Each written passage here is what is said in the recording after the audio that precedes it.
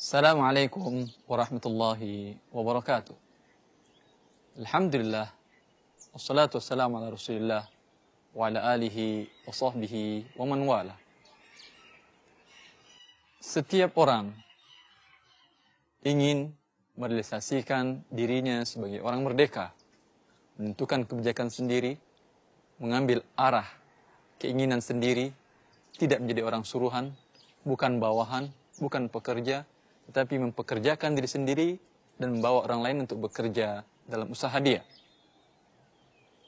Ini bagian dari tijarah, bagian dari sebuah perniagaan yang dianjurkan dalam Islam, kullu bai'in mabrur. Setiap jual beli yang baik, salah satu perbuatan dan amal yang sangat baik. Keinginan ini sering berhadapan dengan penghalang, dengan tembok, tirai yang menghalangi. Saya ingin berusaha, ingin menjadi seorang pengusaha, ingin menjadi seseorang yang menentukan kebijakan sendiri. Saya tidak akan tunduk dengan ketentuan-ketentuan riba yang dibuat oleh atasan saya. Tapi, mana modal saya untuk mulai usaha ini? Yang biasa dalam pikiran seseorang bahwa modal dia dalam usaha hanya satu dan bentuk pinjaman permodalan di lembaga-lembaga keuangan yang umumnya masih berbau riba atau memang murni riba, masih dikelabui dengan riba atau memang itu adalah riba 100% dalam bentuk lembaga keuangan konvensional. Lalu dikatakan, mana yang syar'i? Mana yang dibolehkan Islam? Dan langkah awal dalam mulai usaha, dalam bentuk modal, sangat menentukan kelanjutan dari usaha ini. Terbayang oleh Anda, bila sebuah usaha dimulai dengan sebuah dosa. Anda ingin mencari rezeki Allah, tetapi rezeki ini diketuk pintunya dan dibuka dengan kunci maksiat kepada Allah dengan meminta permodalan, pinjaman, riba. Sebegitu sempitkah hidup ini sehingga tidak ada sesuatu yang halal untuk Anda cari? Bacalah, perhatikan, hayati, renungi kisah-kisah orang-orang yang sukses dari masa ke masa. Apa yang dimiliki oleh mereka? Para sahabat Rasulullah SAW yang berhasil dalam mencari harta, yang pertama mereka miliki adalah al-iman billah, keimanan kepada Allah. Kemudian sifat yang dikatakan oleh Rasulullah SAW, at-tajir as-saduqul amin, ma'an nabiyyin, was-siddiqin, was-syuhada. Bahwa seorang pedagang yang as-saduq al-amin, yang jujur dan dapat dipercaya. Maka sifat dua ini, modal yang paling utama yang ada dalam diri Anda. Sebelum modal materi, modal ini dahulu munculkan dari diri Anda, atau pupuk dan tumbuh kembangkan dalam diri Anda, sehingga dengan modal jujur dan dapat dipercaya ini, Anda bisa mendapatkan modal dalam bentuk materi. Abdurrahman bin Auf radhiyallahu ta'ala an memulai usahanya dari nol. Tidak ada satupun materi, dia datang ke pasar Madinah. Padahal saudaranya menawarkan setengah hartanya, hibah. Tidak perlu dikembalikan. Kalau rugi, kamu usaha tidak ada tanggung jawab konsekuensi, tidak ada konsekuensi apapun juga. Tetapi dia mengatakan, barakallahu laka fi malika wa ahlik. Semoga Allah memberkahi hartamu dan keluargamu. Dulluni ala suq. Tunjukkan aku di mana pasar. Datang ke pasar Madinah berbekal sifat as-sidq wal amanah, jujur dan dapat dipercaya. Beliau memulai membangun bisnisnya, mulai membangun usahanya sehingga menjadi orang yang kaya raya di masa itu. Apa yang beliau lakukan? Dalam beberapa riwayat dikatakan bahwasanya beliau membeli barang dengan cara tidak tunai. Membeli barang dengan cara tidak tunai, kalaulah bukan seorang yang dapat dipercaya dan jujur, orang tidak mau memberikan barang begitu saja dan bayar nanti siapa Anda. Bila Anda orang dikenal, dapat dipercaya dan jujur, silahkan. Maka ini yang dimiliki oleh Abdurrahman bin Auf. Dia membeli sebuah barang dengan tidak tunai, kemudian dijual dengan tunai, dan dia telah mendapatkan keuntungan dalam hal ini.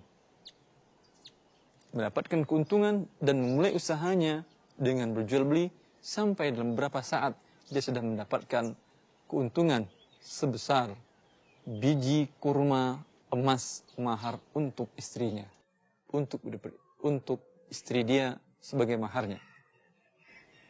Yang sampai ketika dia wafat, para ahlu siyar menjelaskan bahwa dia memiliki 3 juta dinar lebih kekayaannya yang dibagi-bagikan kepada ahli warisnya. Setelah sebelumnya harta dia banyak dikeluarkan dan diberikan fi sabilillah. Ini modal yang pertama. Modal yang kedua yang tidak kalah pentingnya. Lihat apa yang Anda miliki. Rumah, tanah, kendaraan, perabotan, apapun yang Anda miliki, ini bisa menjadi modal utama. Bagaimana caranya? Jual barang-barang ini. Dikatakan, kalau saya jual, saya mau tinggal di mana? Mau ini gimana? Bisa. Jual, hidup apakah ala kadarnya, dan lihat orang merintis usaha. Tidak merintis dengan kesenangan dan keenakan serta kenyamanan. Dimulai dari pengorbanan memang. Yang ini Rasulullah SAW ajarkan kepada seorang Ansori. Sebelumnya, sahabat ini sebagai seorang peminta-minta, lalu Rasulullah ajarkan dia cara berusaha, sehingga terbebas dari sifat meminta-minta dan mampu menafkahi keluarganya.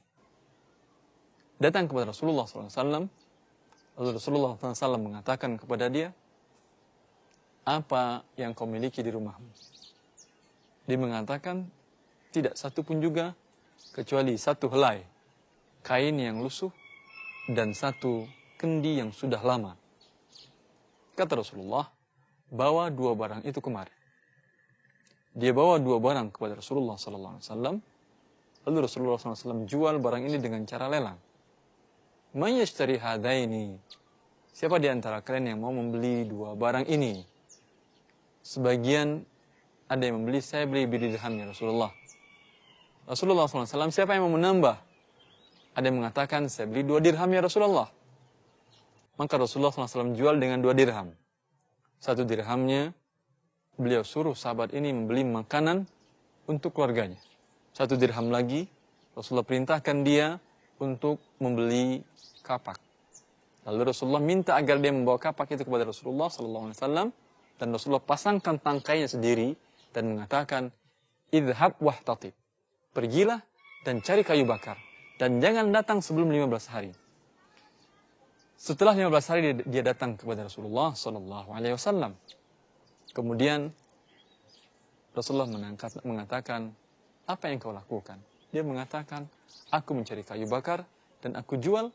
Dan sekarang aku telah mendapatkan 10 dirham. Dari modal 2 dirham, sekarang berbuah 10 dirham dalam masa 15 hari. Suatu usaha yang diberkahi oleh Allah Subhanahu wa taala. Maka Rasulullah mengatakan, ini lebih baik bagimu daripada meminta-minta, baik diberikan oleh orang ataupun tidak diberikan oleh orang. Dalam kasus ini yang menjadi pelajaran bagi kita, bahwasanya sangat mudah bagi Rasulullah SAW mengatakan kepada para sahabatnya, wahai sahabat-sahabatku, siapa yang mau memberikan modal kepada saudaramu ini 2 dirham. Siapa yang mau pahala ini 2 dirham, silahkan berikan modal untuk dia, baik dalam bentuk pinjaman ataupun hibah. Tapi Rasulullah tidak mengajarkan sahabat ini untuk membiarkan dia larut dalam jiwa tanpa pengorbanan. Maka Rasulullah minta dari dia barang dia yang paling berharga, yang satu-satunya dimiliki dia, yang ini sudah dijual. Bila tidak serius dia dalam meniti usahanya dia, hilang sudah asetnya yang paling berharga. Dengan demikian dia akan siap dengan pengorbanan ini untuk berusaha keras agar mendapatkan rezeki yang halal di sisi Allah Subhanahu wa taala. Dan ini memang yang terjadi. Maka bila Anda ingin berusaha, siap berkorban di awal dan bertawakallah kepada Allah. Wa may yatawakkal 'ala Allahi fahuwa hasbuh. Siapa yang bertawakal kepada Allah Subhanahu wa taala, maka Allah telah mencukupkan bagi dia. Ini modal yang kedua. Modal yang ketiga, bila Anda temukan qard hasan, suatu hal yang baik. Pinjaman tanpa bunga, suatu hal yang baik. Tapi bila tidak Anda temukan juga, Anda bisa menawarkan jasa untuk musyarakah. Untuk modal dari pihak lain, Anda yang bekerja serta mengelolanya. Ini juga dengan sifat as-sidq wal amanah yang ada pada diri Anda. Jujur dan dapat dipercaya. Bila Anda tidak jujur dan tidak dapat dipercaya, siapa yang mau memberikan modal, ya, kemudian suatu saat Anda mengatakan, oh maaf saya rugi, sehingga uang Anda menjadi hilang. Oh maaf. Tapi bila Anda jujur dipercaya, apapun yang terjadi, maka si pemilik modal tadi dengan senang hati dapat mempercayai Anda dan siap. Ketika Anda rugi, dia siap menerima kerugian. Dan ketika Anda untung, dia berbahagia dan sama-sama mendapat kebaikan dalam mencari rezeki Allah Jalla fi'ula. Semoga ini bermanfaat bagi para pemula dalam mencari usaha. Assalamualaikum warahmatullahi wabarakatuh.